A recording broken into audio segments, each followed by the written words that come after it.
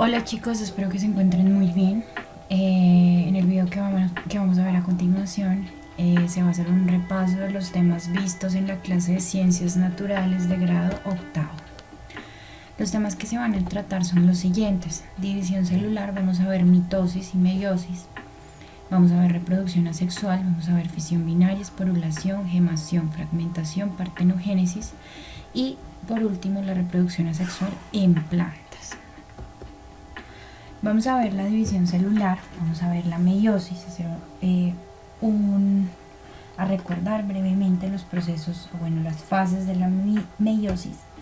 Vamos a definir la meiosis como un proceso de división que consiste en reducir el número de cromosomas de una célula madre a la mitad mediante la separación de los cromosomas homólogos de una célula que es diploide. Es decir, empezamos siempre con una célula que va a ser diploide, es decir, va a ser 2N. Esta va a tener el material genético completico. Iniciamos siempre antes de la meiosis 1 un proceso de interfase. En ese proceso de interfase las células van a experimentar una replicación de su ADN y van a formar cromosomas ya duplicados. ¿Listo? ¿Para qué? Para que luego se rompan y cada célula hija quede con su respectivo paquete de cromosomas. Entonces siempre vamos a iniciar con un proceso de interfase. Iniciamos ya con la meiosis 1. Empieza con la profase 1. Lo que sucede es que cada cromosoma hace pareja con su cromosoma homólogo correspondiente para así formar tétradas. Ya se empiezan a disponer los cromosomas y los usos cromáticos empiezan a alargarse hasta llegar al centrómero de cada uno de los cromosomas. Luego de eso ya viene lo que es la metafase 1, ¿sí? Que es donde las fibras ya se adhieren por completo, las fibras del uso cromático se van a adherir al cromosoma. Luego viene la anafase 2, que es donde cada uno de los centriolos ya va a empezar a jalar hacia extremos diferentes la célula para crear su respectiva división celular. Listo, van a mudarse a polos opuestos. Luego viene ya lo que es la telofase 1 y la citocinesis, que es el proceso o el momento en donde se forman las membranas nucleares. ¿Cuáles son las membranas nucleares? Las que empaquetan toda la información genética que se duplicó. Y luego viene la citocinesis, que es la ruptura celular o la ruptura ya como tal del citoplasma. Luego empezamos con la meiosis 2. ¿Con quién empezamos? Con dos células haploides, es decir, son células N, tienen la mitad de la información genética ya de las células madres, o de la célula madre, porque solo iniciamos con una célula madre. Igual, en la metafase, ¿qué va a suceder? Los cromosomas se van a alinear, el uso cromático se va a unir al centrómero de cada al centrómero de cada cromosoma, y van a empezar a mudarse cada uno de los centriolos a los extremos de la célula. ¿Listo? Lo que sucede en la anafase es que las cromátidas hermanas, esto es una cromátida, esta es la hermana cromátida, se van a separar mudándose hacia polos opuestos jalados por el uso cromático y los centriolos. Luego viene la telofase. En la telofase 2 y citocinesis es cuando ya se van a producir las 4 células hijas. ¿Listo? ¿Qué sucede en la telofase? Se termina de dividir el núcleo, se forman las respectivas membranas nucleares y posterior a eso se divide el citoplasma para formar las 4 células hijas, y cada una va a ser N, va a tener una carga N. ¿Listo? Cada una de esas 4 células. Ahora vamos con el proceso de división celular llamado mitosis. En el proceso de división celular de la mitosis, ¿qué va a suceder? La madre se va a dividir para producir 2 células hijas que son completamente idénticas a ella. ¿Listo? ¿Qué sucede en la mitosis? En la mitosis vamos a tener una fase de preparación previa a la mitosis. La mitosis van a ser solo la profase, la metafase, la anafase y la telofase. Pero previo a eso tenemos la interfase. Inicia con un crecimiento celular, luego con una replicación de ADN y luego con el crecimiento y la preparación de la célula para la mitosis. La fase G1 va a ser el crecimiento, la fase S va a ser la replicación del ADN y la fase G2 va a ser la fase de crecimiento y preparación para la mitosis. Luego ya iniciamos con el proceso como tal de la profase. En la profase, ¿qué ocurre? La cromatina se va a condensar en cromosomas, ¿sí? Acá vemos que ya los cromosomas empiezan a verse.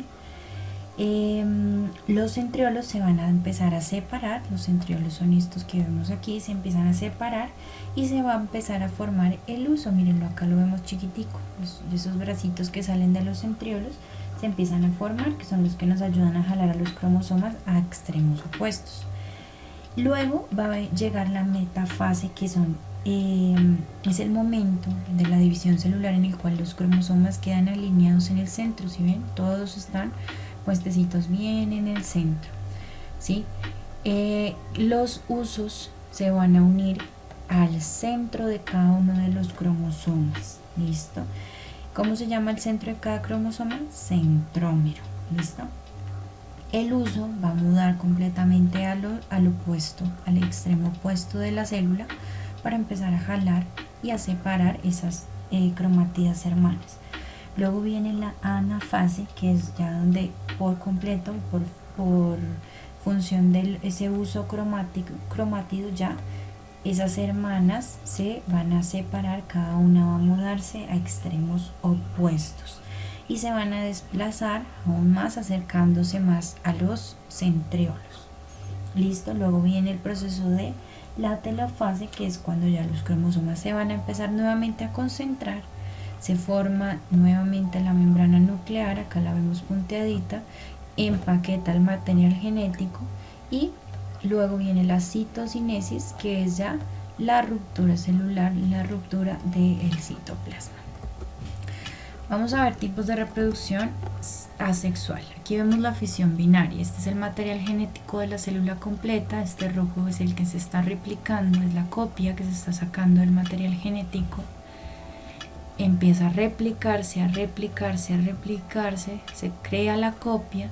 Cada copia se muda hacia un polo opuesto. Luego se va a empezar a producir la citocinesis o la ruptura celular y cada célula se muda al exterior, o al exterior no, sino al polo opuesto de cada uno de la célula madre, ¿no? Entonces cada una se va a separar y ya se van a formar dos individuos que son completamente idénticos a la célula que es la madre. Aquí vemos un ejemplo que es el de una eugleina. La eugleina se parte igual a la mitad y resultan dos células hijas que son iguales a la célula madre. Luego tenemos la esporulación. La esporulación se da en individuos tales como lo son los hongos y los helechos. Aquí vemos que este hongo lo que hace es abrirse y empezar a soltar todas esas esporas que contiene, dejarlas volar por el aire, ¿sí? Cuando esas esporas se encuentran en el espacio propicio, las condiciones ambientales adecuadas, se empieza a producir un nuevo hongo. ¿Listo? Lo mismo sucede en los helechos. Esto se llama un esporangio. El esporangio se rompe, suelta las esporas. Cuando las esporas se encuentran en las condiciones propicias, nuevamente crece un helecho. ¿Listo? Eso es la esporulación, se da a través de esporas. La gemación es la producción de una célula hija, pero de distinto tamaño a la célula madre, pero con la misma información genética. Se forma una especie de yema, como una hijita más pequeñita. ¿Eso en qué animales sucede? En las hidras. ¿Listo? Ellas sueltan una yemita y nuevamente crece un individuo igual a la madre, pero de un menor tamaño. ¿Listo? También tenemos la fragmentación. Un ejemplo se da en las planarias. Las planarias son organismos que encontramos en el agua dulce. Si se le realiza un corte a la mitad a una planaria, a la planaria le va a salir otra cabeza en cada uno de los extremos, es decir, va a quedar con dos cabezas. Si dado el caso la cortamos, hacemos dos cortes de cada uno de esos trozos que queden, va a salir una nueva planaria. Aquí vemos el ejemplo con 4. Listo, ese es un ejemplo de regeneración o también llamado fragmentación. La partenogénesis. La partenogénesis también va a ser un proceso reproductivo que comparten algunas especies de animales y vegetales. Este proceso se lleva a cabo cuando las células sexuales femeninas se dividen de forma repetida sin que exista algún tipo de vínculo con un gameto de tipo masculino. Esto se presenta, por ejemplo, en las hormigas. Acá vemos una hormiga reina que es diploide. Vemos que puede producir un macho, ¿sí?, sin necesidad de un proceso de fecundación. Si ocurre el proceso de fecundación, se va a producir una obrera hembra o una reina hembra. Pero si no se produce la fecundación, se van a producir todos machos. Ahí es cuando sucede la partenogénesis. De una célula que no es fecundada van a ser un nuevo individuo. Y los tipos de reproducción asexual en plantas que existen son, por ejemplo, los que se dan en la remolacha o la papa. De un tallo que está modificado o un tallo subterráneo va a crecer una nueva planta. Ese tallo subterráneo sirve de nutrición o sí, es el nutriente fundamental para el crecimiento y desarrollo de esa nueva planta. Otro tipo de reproducción asexual es el bulbo, que se da en el ajo, en la cebolla y en el tulipán. Ese tallo modificado también va a ser el que sirve de alimento y sustento para el desarrollo de esa nueva planta. También tenemos el rizoma, que se da en el lirio, en el jengibre y también en la grama o en el pasto. Ese tallo subterráneo, yo creo que muchas veces lo han observado, sobre todo en el pasto, se da bajo la tierra. Recuerden que esa es la diferencia, porque también tenemos el estolón. El estolón sí se da de forma superficial, pero el tallo subterráneo, el rizoma, perdón, es un tallo subterráneo. Listo.